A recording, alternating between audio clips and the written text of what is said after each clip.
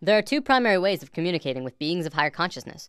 One is through astral projection, where you leave your physical body and communicate to them in person. As much as I'd love to break into astral travel right now, we have to save that for later. The other method involves having a being come to Earth and communicate through a trained person, and this is called channeling.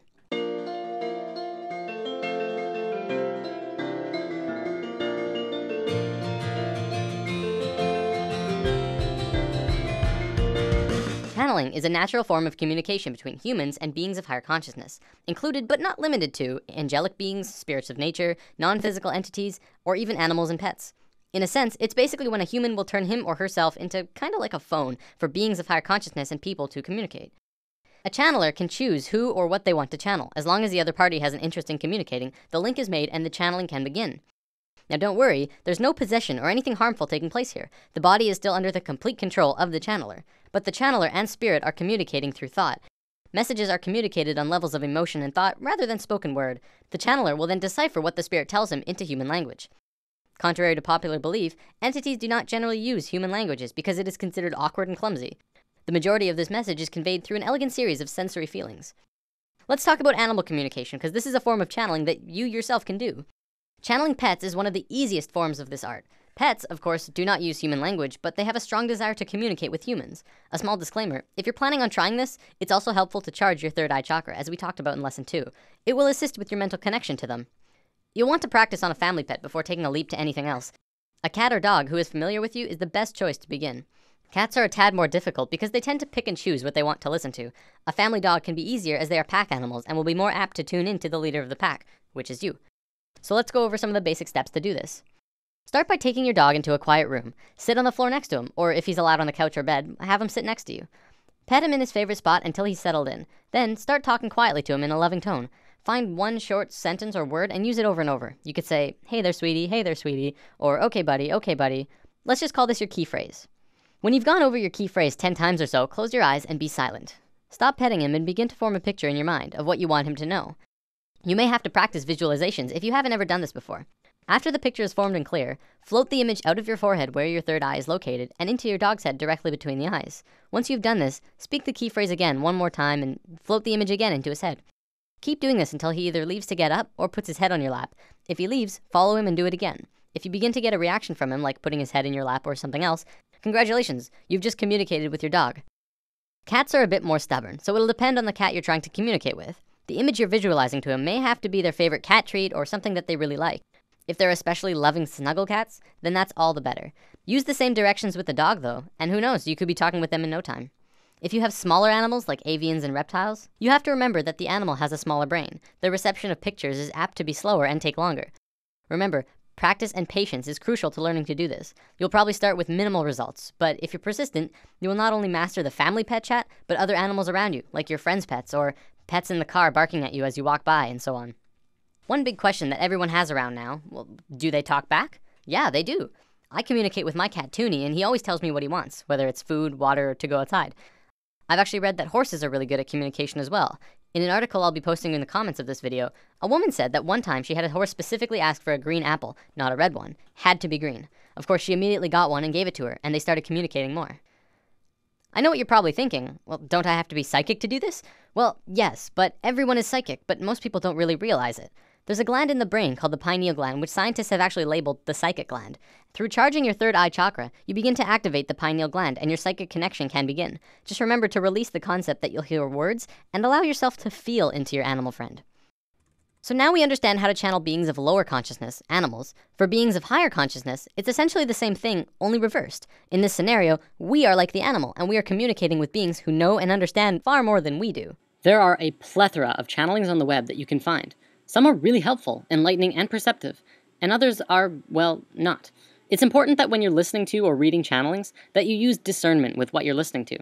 For the most part, you have no idea who or what is being channeled, and the only way you can really truly tell is through listening to what they are saying and finding truth in their words. If what is being said feels right, then go with that flow. If it does not, then you don't have to subject yourself to it. The final decision will have to come from you, though. Everyone channels differently as well. Sometimes channelings are quite boring, as the channeler will just lay down and connect internally and just let the information fly. Other times, the connection between the beings is stronger, and they'll walk around the room and talk and be quite lively. Then there's people like this. As has been often said, you are shifting. your frequencies from one reality level to another, and this is so. But you are always shifting. You are shifting now. It is a natural thing that you do. You don't have to wait to shift. You've been shifting. You've been shifting all your lives. This is the way motion is created. This is what happens when you create the illusion of movement. The only way to create the illusion of movement is to actually shift from parallel reality to parallel reality that's slightly different than the reality you were in before. So you're shifting now, you're shifting now, you're shifting now, you're shifting now, you're shifting now. Through constantly shifting parallel realities. The idea is that you don't notice this so much because each new reality you shift to is very similar to the one you were existing in before. The idea of noticing the change is to create there to be a bigger difference between the parallel reality you shift to and the one that you were in before. That's when you know you're shifting. That's when you reveal to yourselves that you're always constantly shifting, and that learning to shift is not something you have to do. You do it automatically. You do it by your own second nature. It is natural to you to shift. This is the nature of how reality works. This is the nature of how change exists. So the question is not, can you shift? The question is, what will you shift to? And how different will you allow the shift to be based on your definitions and your belief systems of what you believe is possible for you? And this is why it is of paramount importance, as has been said this day, for you to really focus on the idea of the frequency, the vibrational frequency, the state of being that you prefer your reality to be, and thus then understand, based on what we have just said about shifting to parallel Earth realities, that when you change the vibration of your being, it's not that you change the world. It's that you take yourself, you shift yourself to a parallel Earth already existing on the vibratory level you have created within yourself. Now, I gotta admit, that's actually pretty cool. And regardless of the excitement in the way he channels, the information is usually really good. For those who are trying to channel entities on your own, I ask that you use caution when proceeding forward, but also have fun. There is a possibility that you encounter a negative entity who may try and trick you or steer you off course. For the most part, even the bad entities will act as good ones, because humans generally fall for it. I don't want to scare anyone away from this, though. The universe is full of amazing, positive beings of light who are here to help us in our time of need. If you connect with a being that just fills you up with love and light inside, then feel free to establish a conscious connection and communicate with this being. Sirians and Pleiadians especially are known for being very loving and helpful. Sirians come from Sirius, the brightest star in the sky. The Pleiadians come from the Pleiades, which is a cluster of stars through the constellation of Taurus. To learn more about this, I recommend reading the book Bringers of the Dawn, or listening to the audiobook, which is available on YouTube. A lot of the information in spirit science does actually come from channeling. A man named Drunvalo Melchizedek was visited by a being named Thoth, roughly 30 years ago, and worked with him personally for many years. We're going to be learning a lot about Thoth, who was the priest king of Atlantis for a very long time. He wrote about all of his experiences in the Emerald Tablets, which are ancient, unbreakable tablets which we discuss in Lesson 12. The whole Atlantis story came from him. I highly recommend, for those who are interested in learning more, check out The Ancient Secret of the Flower of Life, the first book Drunvalo published about his experiences with Thoth, as well as 25 years of scientific research that works harmonically with what Thoth taught him. There's actually a being channeled named Cryon of Magnetic Service. He talks a lot about worldly events and what's going on a global scale. What's interesting is that Cryon has been invited to the United Nations 7 times over the last 13 years. If the UN listens to channeling, maybe it deserves a little more credibility than we realize. On my YouTube, I'm going to be posting small snippets from various channels, but most of them from Crimson Circle. Crimson Circle started out in 1999 when a being named Tobias started communicating with Jeffrey Hope. There's actually a really cool story here. I can't go over all of the details, but Tobias was actually written about in the Bible, in the book of Tobit. This particular book was removed by the church in 1546 during the Council of Trent.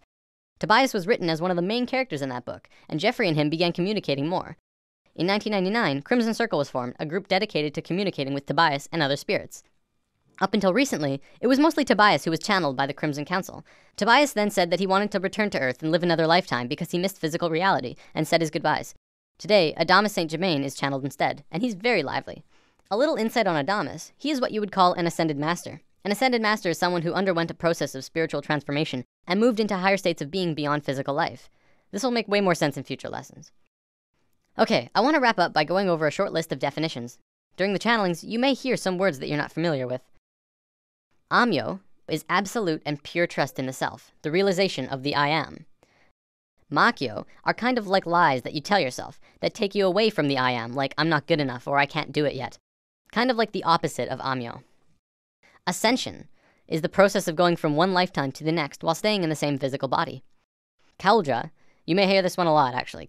Kaldra is the nickname that Tobias gave to Jeffrey. So if you ever hear Jeffrey say during a channeling, Kaldra doesn't want me to say this, but I will anyways, that's Adamus speaking through Jeffrey about Jeffrey, whose nickname is Kaldra. Is that confusing?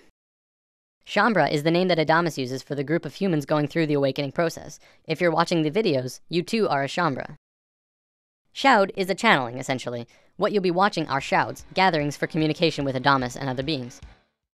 But yes, my dear Kata, love, it's an amazing thing. It's an amazing thing. You get so caught in it, so hurt by it, so deep into it.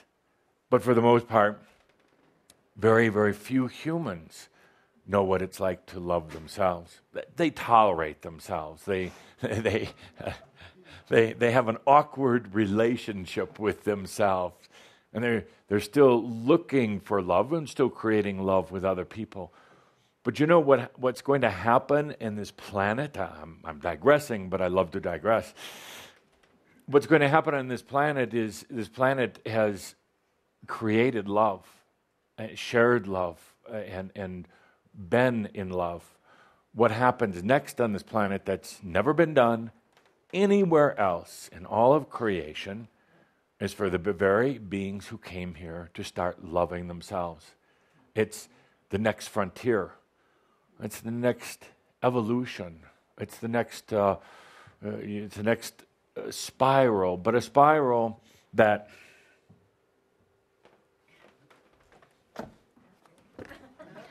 Oh my, no markers? Oh. Not that I'm so demanding. A simple cup of coffee, a marker is all I need to keep me happy. So you could say that your experiences have been like a big spiral and continuing to expand, continuing to experience and to share all that. But funny thing happens at a certain point in this awakening that you're going through. The spiral comes back into itself. And then you would have to create a hologram. You can't write it on the board like this, but you go through like a doorway into yourself. And you're never going to be alone in there because you found yourself, but you have an intimate understanding of everything and everyone else when you fall in love with yourself. Well, that wraps this one up. Happy channeling.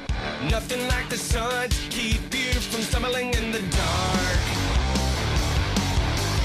Falling once or twice, you figure out